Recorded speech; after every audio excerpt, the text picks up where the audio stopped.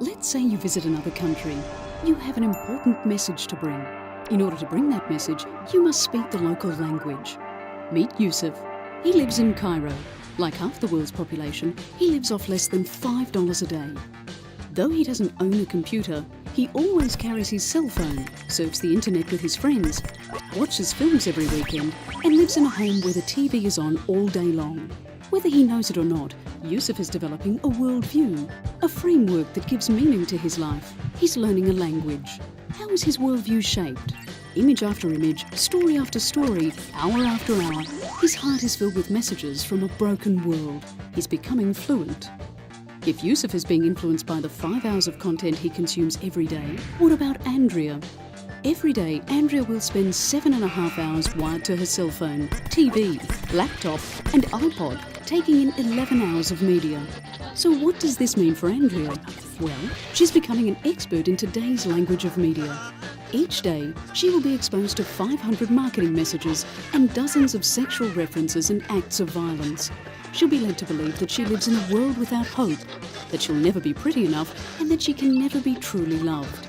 How can Yussef and Andrea discover the true story of their existence? In the midst of the deceptive messages, how will they understand the truth of the God who loves them? Who will translate? We will, but to do so we must communicate in their language, the language of visual story. Jesus revealed the kingdom through stories related to the everyday lives of people. You and I can do the same, using visual media.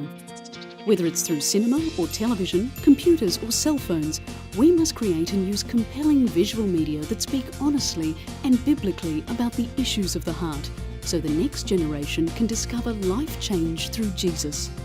For 1,500 years, God's people communicated through preaching. In the last 500 years, printing accelerated the spread of the good news. Today, we must also portray the truth of Christ and His kingdom. There is another culture being formed, another world focused on corrupting ideals complete with its own language. Much like crossing a border to reach another people group, we must reach out through the televisions, computer screens and mobile phones of tomorrow's leaders.